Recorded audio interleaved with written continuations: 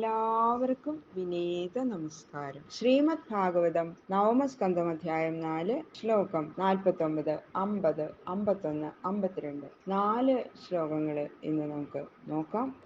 ഭഗവാൻ അംബരീഷ മഹാരാജാവിന്റെ രക്ഷയ്ക്കായിട്ട് കൊടുത്ത ആ ശ്രീഹരി കൊടുത്തുല്ലോ സുദർശന ചക്രം.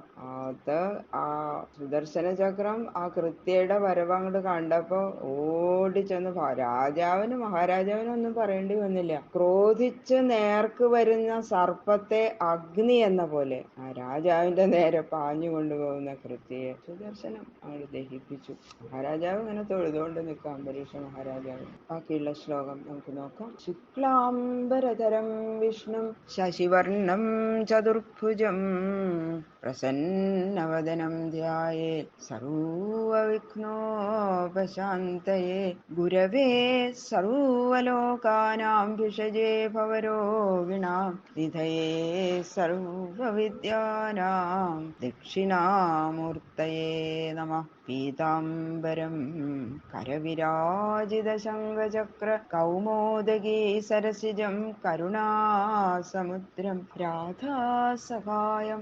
അതിസുന്ദരമന്ദഹാസം വാതാലയേശമനിശം ഹൃദി ഭാവയാമി. ശ്രീ ഗുരുവായൂരപ്പാ ശരണം. കഥാമയം ഭാഗവതാഭിധാനാം ഹരേ തനും ദേ ചരിതൈ ത്വദീയൈ യഥാമതി ത്വൽപരിതോഷകാമസ്തൗമി പ്രസീദ അച്യുത മാരുതേശ.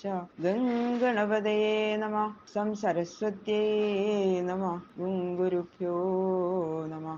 ഓം നമോ ഭഗവതേ വാസുദേവായ. ഓം നമോ ഭഗവതേ വാസുദേവായ. ഓം നമോ ഭഗവതേ വാസുദേവായ. ശ്ലോകം 49. തമഭിദ്രുവദുദ്ദീക്ഷ്യ സ്വപ്രയാസം ച നിഷ്ഫലം ദുർവാസാദുദ്രുവേ ഭീതോ ദിക്ഷു പ്രാണപരീപ്സയാ. അഭിദ്രവത് തത് എതിരിട്ട് വരുന്ന അതിനെയും, സ്വപ്രയാസം തന്റെ പ്രയത്നം, നിഷ്ഫലം ച നിഷ്ഫലമായതിനെയും ഉദ്വീക്ഷ നോക്കിയിട്ട്, ഭീത ദുർവാസ ഭയപ്പെട്ടിരിക്കുന്ന ദുർവാസസ്, പ്രാണപരീപ്സയ പ്രാണനെ രക്ഷിക്കാനുള്ള ഇച്ഛ കൊണ്ട്, ദിക്ഷു ദുദ്രുവേ ദിക്കുകളിൽ ഓടി. ആ സുദർശനത്തിന്റെ വരവങ്ങട് കണ്ടപ്പോ ആ കൃത്യയെ അങ്ങോട്ട് ദയിപ്പിച്ചു. പിന്നതാ ദുർവാസസിന്റെ നേർക്കാണ് സുദർശനം അങ്ങനെ വരുന്നത്. അങ്ങനെ തന്റെ നേരിട്ട് പാഞ്ഞു വരണ സുദർശന ചക്രത്തെയും താൻ ജനിപ്പിച്ച കൃത്യ നശിച്ചതിനെയും കണ്ടു. വിചാരിക്കണില്ലേ ദുർവാസാവ് കൃത്യയെ ദഹിപ്പിച്ചത് അങ്ങോട്ട് കണ്ടില്ലേ? വളരെ ഭയം ആയി ദുർവാസാവിന്. അങ്ങനെ ഭയപ്പെട്ട് തന്റെ പ്രാണൻ നശിക്കാതെ ഇരുന്നാൽ മതി എന്നുള്ള ആ ഒരു വിചാരം കൊണ്ട് ഓടാണ്. അവിടുന്ന് തിരിഞ്ഞു നോക്കാതെ ഒരൊറ്റ ഓട്ടം. ദിക്കുകൾ തോറും ഓടി തുടങ്ങിയെന്നാ പറയണത്. ചക്രം പിന്നാലെ. ദുർവാസ എവിടേക്ക് ഓടണു? ഭഗവാന്റെ ആ സുദർശനം ദുർവാസസിന്റെ പിന്നാലെ. തമന്വധാവൽ ഭഗവദ്രഥാംഗം ദാവാഗ്നിരുദ്ധൂതശിഖോ യഥാഹിം തഥാനുശക്തം മുനി ഈക്ഷമാണോ കാം വിവിക്ഷു പ്രസസാരമേരോ. ഉദ്ധൂതശിഖ മേൽപോട്ട് ചലിക്കുന്ന ശിഖകളോടുകൂടിയ ദാവാഗ്നി കാട്ടുതീയെ, അഹിം യഥ സർപ്പത്തെ എന്ന പോലെ, ഭഗവത് രഥാംഗം ഭഗവാന്റെ ചക്രം, തം അദ്ദേഹത്തെ, അന്വധാവൽ അനുധാവനം ചെയ്തു, തഥാനുശക്തം അപ്രകാരം പിമ്പേ വരുന്നതിനെ, ഇക്ഷമാണ മുനി നോക്കുന്ന മഹർഷി, മേരോ ഗുഹ മേരുവിന്റെ ഗുഹയെ, വിവിക്ഷു പ്രവേശിക്കാൻ ഇച്ഛിക്കുന്നവനായിട്ട്, പ്രസസാര അതിവേഗത്തിൽ ഓടി.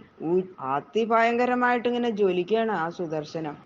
അങ്ങനെ ഭയങ്കരമായിട്ട് ജ്വലിക്കുന്ന കാട്ടുതീയ സർപ്പത്തിന്റെ പിന്നാലെ എത്തുന്നത് പോലെ ദിക്കുകളിൽ പാഞ്ഞുകൊണ്ടിരിക്കുന്ന ആ ദുർവാസസിനെ പിന്തുടർന്നുകൊണ്ട് ഭഗവാന്റെ സുദർശന ചക്രവും സഞ്ചരിച്ചു. എവിടേക്കൊക്കെ ഓടിയോ ദുർവാസസ്, പിന്നാലെ സുദർശന ചക്രവും ഉണ്ട്.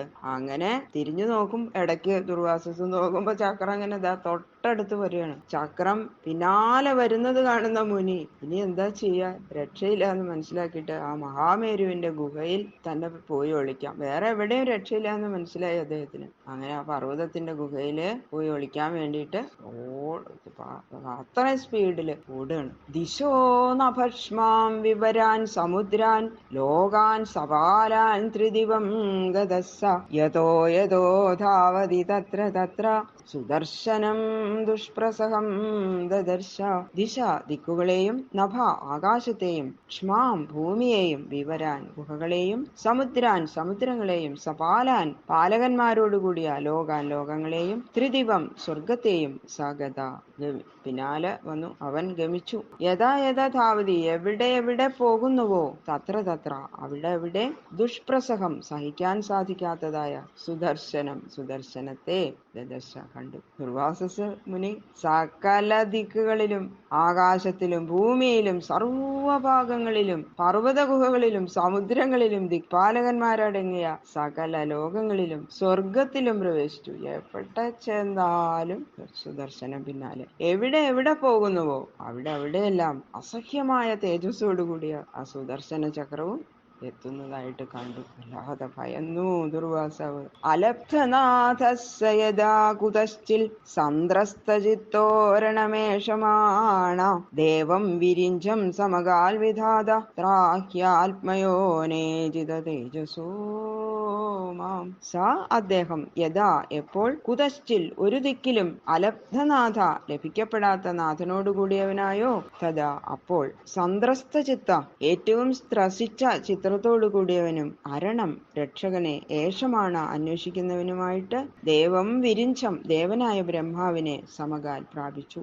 വിധാത ഹേ സൃഷ്ടികർത്താവേ, ആത്മയോനെ ഹേ സ്വയമേവ ജനിച്ച ദേവ, അജിത തേജസ വിഷ്ണുവിന്റെ തേജസ്സിൽ നിന്ന്, മാം ത്രാഹി എന്നെ രക്ഷിച്ചാലും. ഇങ്ങനെ സകല ദിക്കുകളും സഞ്ചരിച്ച ദുർവാസാസിന് ഒരു ദിക്കിലും രക്ഷിതാവിനെ ലഭിക്കാതെയായി. അപ്പൊ മനസ്സില് ഭീതി പിന്നെയും പിന്നെയും അധികരിച്ചു.